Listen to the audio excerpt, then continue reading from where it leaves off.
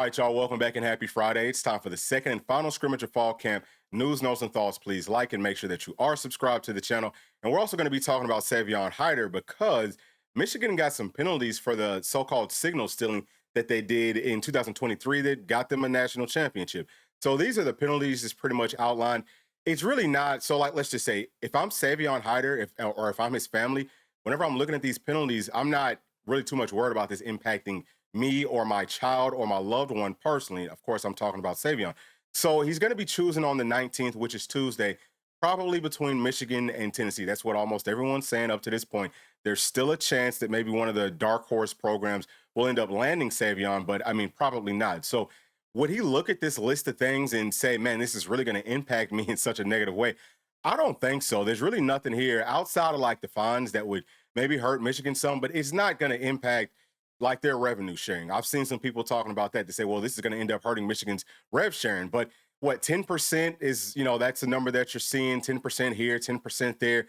I think it'll end up being maybe 20 to $30 million that they had to vacate.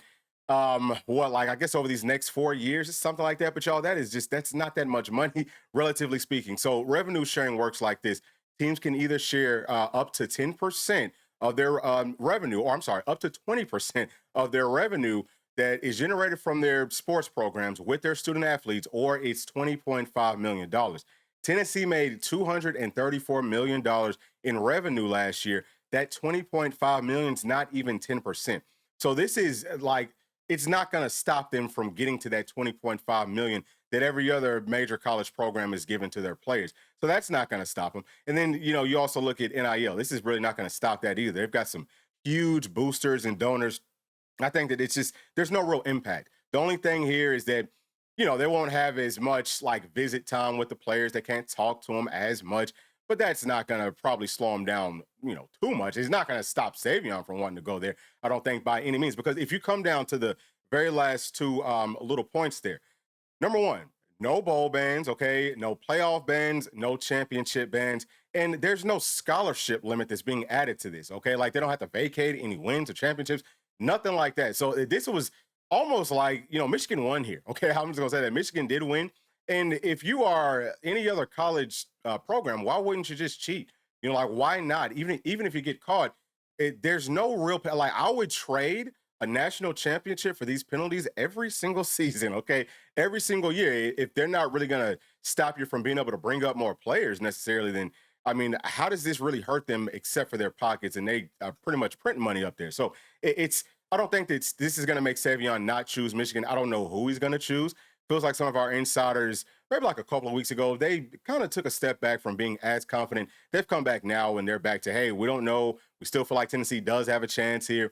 So, I mean, I would just say it's probably 50-50. Would not be shocked either way because I was very confident. I said I was about 95% certain that he would be picking Tennessee. I can't say that I'm that certain at this point, but we will see here, y'all, within just a few short days. But with all that being said, let's go on ahead and get into the actual notes from what we know about the final scrimmage of fall camp. So Coach Heupel spoke earlier today, and a lot of what we go through is going to be just with what Coach Heupel had to say, but we'll also mix in what some of the insiders had to say, like their takeaways from what they heard with our final scrimmage.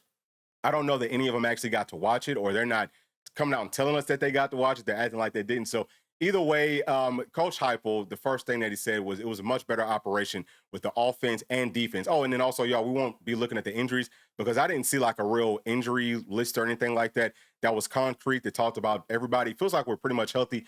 I'll go on ahead and say that Brazo, I don't think that he went in this scrimmage. He's still just trying to get himself, like back into playing shape. And Braylon Staley, I don't think that he went either, but they should both be back. I want to say next week. And hopefully by the time that we get to the actual game week, we should be in a pretty good spot for those guys to, be full go. And with that being said, you know what? Let me also show y'all this real quick, okay? Like, let me take a break real quick and let me show y'all. This is the month of August. We're now heading into that like fourth week. So we should be trying to finalize our depth chart. I think that it probably is actually finalized for the most part. More than likely might still be a couple of spots like center. Center is probably a place where we're still just trying to figure out, hey, who's going to be, who's going to be the starter. But quarterback, that's the one that over the course of this week, we'll probably still see a little bit of a competition, but more than likely Joey Aguilar will be named our starter. We'll talk about quarterbacks in just a second. But really, even though Coach Hopper said, well, it's still fall camp next week. It's not really like game prep week. They're going to be game prepping for Syracuse. You're 2 weeks out. You got to start doing it. They probably already started to do it some, but you start to really pick that up this week. So it's going to be big from that standpoint. But let's get on back to these notes. All right? So Coach Heupel, he was just saying that the operation with the offense, defense, special teams was better than it was in that first scrimmage. And now with quarterbacks, it sounds like they looked a lot better in the second scrimmage, that's great news. All right, that is outstanding news. But also, you have to pay attention to the way that Coach Heupel was saying things. For those of y'all that actually got to watch his press conference, if you haven't, I would recommend going back and watching his like body language and the way that he says things, because there is a difference in kind of like the confidence that he speaks with certain spots. So Coach Heupel said that the quarterbacks looked better. The insider said that the quarterbacks did look better, all of them as a unit. It sounds like G-Mac's the only one that threw a touchdown pass, but it does sound like Joey Aguilar, who, again, is probably going to be our starter. He's taking some big-time steps forward. And I would say that every single week he should be taking steps. And that's, I mean, my biggest thing that I've talked about maybe since he threw that pick in the first scrimmage was just about taking care of the football. He's got to manage this offense. If he can do that, Tennessee's going to be in every single game. And not just Joey, but everybody. Like, we just got to take really good care of the football. So it sounds like we did a good job there just from everything that we've heard. And Coach Heupel also said that Joey Aguilar, he can tell that he's getting a lot more comfortable. That's the biggest thing. Just more confidence, being more comfortable, and going out there and playing with like a little bit of swag, like have some flavor out there and just turn this offense into your offense. That should be what his mindset is. So as we're getting healthier at wide receiver, that's going to help these quarterbacks out some as well. And there was a question that was asked to Coach Heupel about interceptions, just because his quarterbacks typically don't throw a whole lot of interceptions. So I think the question was more like, hey, what's your mindset with, INTs? And Coach Heupel was saying that interceptions happen just based off of, coming up and being able to ID what the defense is doing. So pre-snap looks, P talked about this. And, P was totally right, because obviously Coach Heupel saying the same thing. You got to come up to the line of scrimmage and understand, what is this defense doing? Like, what's their structure? What can I do with the given play call? And like, what do I need to change with the, blitzes coming and so on and so forth. So if you can do that part of it, that's probably more than half of the battle, because after that, the operation just gets significantly easier once you understand what the defense is doing on any given play. And that just goes back to Joey Aguilar, whoever the starting quarterback is, being comfortable with Tennessee's system. So he said that that's the first part of it. And then after that, it's mostly about like fundamentals. So what's your footwork like? Are you being consistent with those fundamentals? One of the things that I've probably been the most worried about with Joey Aguilar is that previously his fundamentals were not consistent at all. But I can promise y'all that they've gotten better. Okay, I've seen them get better just with the little bit of practice clips that we do get to watch. You can tell from the first day to the final day of practice that we watch, he just looks way, way better than what he did to kind of like start things off. So I know that he's taking steps forward on the field in live situations. That's going to be huge. And Coach Heupel just also said that, man, guys got to throw the football into some tight windows sometimes. But if everything else, if the first two things are right, then you can fit it into those tight windows, and it's not like really forcing things. So hopefully, as the season grows on, Joey Aguilar or whoever the starter is will get more comfortable with those types of things. And something else that I thought was very interesting is that Coach Heupel said that the quarterback basically just needs to be able to manage this offense. So as we've touched on, game manager. I think for the first few games, that's exactly what we need, is just manage this offense, keep us out of trouble, and make a couple of plays here and there. If our quarterback does that, I think that this team if we got a real shot, because everything else is there. So wide receivers, that's another place. Tennessee's starting to get back healthy, like we touched on. Brazel and Braylon Staley, they will be back next week. But Mike Matthews, he got to play and he made some plays. Coach Heupel actually kind of, he named him as one of the guys that looked good out there. We know that Travis Smith, he was also making really big plays. Jefferson caught the only touchdown pass that I know of, and that was from George. So that's good. I mean, some of the guys that are younger or that are new, that might even be walk-on players, I think that they're maybe starting to get better. They're getting more comfortable. That's building us depth.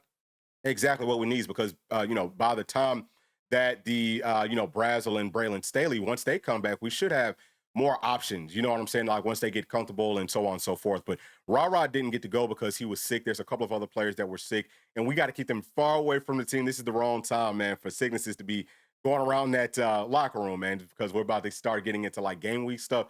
Do not want players missing time heading into the actual game. But if they're sick, they might still have to play. You know what I'm saying? Like if it's game day and if players that we need are sick, they might have to, keep them isolated on the bench, maybe travel by themselves or something, but they might still have to go out there and actually strap it up. But we will see. Hopefully we're going to be fully healthy by the opening kickoff. Now, as far as tight ends, Coach Hopper said that they had a really strong day. Sounds like the insiders, same thing, that they looked good. And Brame is a guy that the insiders talked about, and even Coach Heupel, he said, man, he's really come a long way since he got here, and he talked about him being a big part of what they do in the fall. So expect him to play a lot, and I also think play very well. I think Tennessee has to lean on our tight end room early on in this season for sure. Now, defense, they were just doing thud. So thud means that you just kind of go pop people, but you don't tackle them all the way to the ground. And I've seen some people have an issue with this, but there's really no need these days to do too much tackling. Like they're going to get it in practice, right? Like you're going to have your days where this is maybe full speed tackling, but you don't want to do it maybe in those real like live situations, kind of like a game sort of a situation, because you don't want people getting injured. That's where a lot of the injuries come from. And man, Tennessee has done a really good job of staying relatively healthy. I know that some people are freaking out with, hey, players are banged up here and there, but man, we're in a really good spot so far. So hopefully that will just keep on happening. But either way, with the thud, you might see, like, it sounds like Tennessee's running game looked really good in these past couple of seasons, or in these past couple of scrimmages, excuse me. But whenever you're doing thud, it could help the defense some, especially like with sacks, really, really quick whistle. But in thud, it might be a situation where, hey, man, this guy would have gotten tackled and the whistle didn't get blown, or maybe the guy wouldn't have gotten tackled and the whistle did get blown. So it's hard to get a real gauge from that standpoint with some of this stuff. It's more about what are you getting maybe like prior to that contact and so on and so forth. But sounds like Joshua Josephs and Jeremiah Thielander, they did get to go some in this scrimmage. I think that's great news. Joshua Josephs, he's going to have to get himself back acclimated to actual playing, playing reps, you know what I'm saying? Get himself back into actual playing shape. And Jeremiah Thielander, he should be closer to that because he has already done some stuff leading up to this point. And it sounds like Dominic Bailey and Bryson Eason, those were the other two players that were sick and that didn't get to scrimmage today. So those are two vets. They're going to be perfectly fine. I feel like all the guys that we just talked about, they're all going to be perfectly fine. So happy to hear that. And it sounds like Tennessee's secondary, man, they're really starting to lock in. We got a lot of players there, and we rotated several guys. Obviously, Colton Hood, he was out there. I think Ricky Gibson also got to go. Everyone pretty much was out there except for Jamal McCoy, who is not going to be doing any real live game reps until hopefully maybe the week leading up to ETSU, or maybe even like the week of the Syracuse game. So maybe he could start to work himself into a little bit more contact that week. If he's starting to do that, then he should be back by that Georgia game. And outside of that, man, Tyler Redmond, man, he just keeps on flashing. The insiders are talking about him. The coaches are talking about him. It sounds like they really, really love him. And he's a guy playing at corner, but he's versatile. He could play inside, outside, maybe even safety if that's what this team needs. Really smart kid. He's going to play hard. He has great size, great length. And I'm happy that he's back healthy and he's back out there doing his thing. But he should be playing early on for us, and I think he's going to make some plays for us too, y'all. Y'all are going to love Tyler Redmond. And Boo Carter, he was out there working with the defense. So I think that's a big step for him to be able to get out there with the team in a scrimmage setting and actually get to play. But it sounds like he was working more like with the third string. He might be a little bit of a ways off. If y'all actually watch Coach Heupel's press conference, you could tell, okay, that there was a little bit kind of like smacking his teeth there.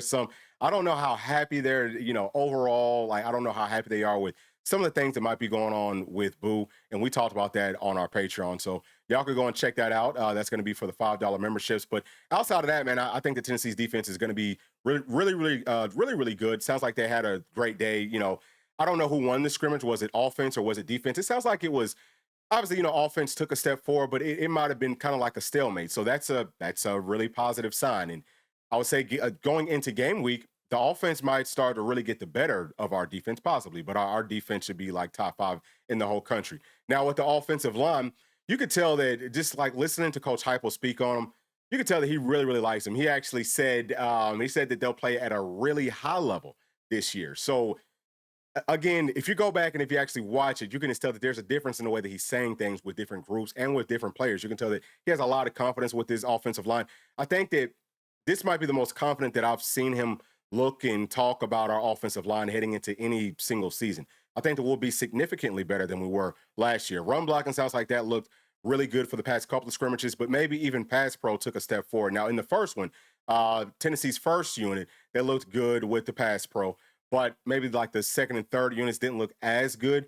So maybe those units looked better in this second scrimmage. That's good. Just building up depth. As far as the starters, sounds like Lance Hurd at left tackle, Wendell Moy at left guard, probably Sam Pendleton starting for us at center, Jesse Perry at right guard, and then, of course, David Sanders at right tackle. That's going to be our starting unit, but we can mix and match and do some different things. So love everything that I'm hearing about that offensive line. Everything starts up front. That's going to help us out in a major way in 2025. Now, running backs, it sounds like they ran really well. Like we said, the running back room is deep. Coach Heupel kind of spoke on that. He said he thinks that the young guys are doing very, very well, and also talked about Star Thomas. This is the second time that he's kind of like going out of his way to talk about how much better Star Thomas looks at this point than he did whenever he came into camp. So having 5 to really 6 guys, because Hunter Barnes being a walk-on player, we've said this for several years. He's actually the vet, like the vet in that room. But, he looks good too. So we've got a stable of guys that we absolutely trust. And I think that we're going to be fine, just over the course of this year. And that's going to bring me to the final points that I want to make, y'all. Let's take a look at kind of, just like that overall outlook of this team. And maybe not necessarily coming out of fall camp, but at this point in fall camp. So number one, man, Tennessee's defense is going to be strong. Like I said, I think it's top 5, top 3. We have a chance to be the best defense. I think maybe one of the best defenses that Tennessee's maybe ever had. I know that those are strong words, but that's sincerely how I feel. The secondary is like way deeper than we really even thought that it would be heading into this thing. We got some linebackers that can run and hit and cover. Our defensive line is just like stupid deep. It doesn't even make sense how deep it is. So defense is going to be really, really good. And then we've got veterans pretty much everywhere. There's NFL talent on every single level. Tennessee's defense should be absolutely tremendous. Now, running game, okay, we know that and our blocking, whether that's run blocking or pass blocking, that's going to be strong. And then our tight ends, they're going to be strong with the run blocking, pass blocking, but also running the routes, being mismatch problems and catching passes, being leaders, being veterans. Very strong everywhere. Still a little bit of worry with the quarterbacks and wide receivers, but it's so new there. There's so many new pieces. The simple fact that they're getting better, that's got to make you feel great as a Tennessee fan. Quarterbacks, again, they're kind of like the leaders. So if they're getting more confident, more comfortable, then the wide receivers can also do it. And then same thing, kind of like vice versa. As the wide receivers get healthier, as they get more confident, that should give the quarterbacks some more confidence to trust those guys to throw more 50-50 balls, which I think is going to be a big part of Tennessee's offense in 2025. So I'm not overly worried about it. You know what I'm saying? It's going to be, I think, we have to keep on working for like the first 2 or 3, maybe even 4 or 5 ball games. But after that, man, if we can just manage all the way up to that point, Tennessee can have a real shot, y'all, a real shot to make it back to the college football playoffs because we're so strong in all the other spots. But that brings us to the bottom line of what I think this team is at this point. It's just about ball control. The ball is gold. Offense, defense, special teams. And I would say that for our special teams and also for our defense, we should be on like a 2-touchdown limit that we can give up. I think that about 17 points, that's the magic number. And I know that 2 touchdowns doesn't equal 17, but I'm saying if they can hold teams with with special teams and with defense to 2 touchdowns total, Tennessee has a chance to win every single one of our ball games. Now, as we get deeper into the season, I think that the high-flying stuff and have more confidence throwing the football down the field where we can maybe average 21-plus points, or maybe even more than that. I would say about 24-plus points per game.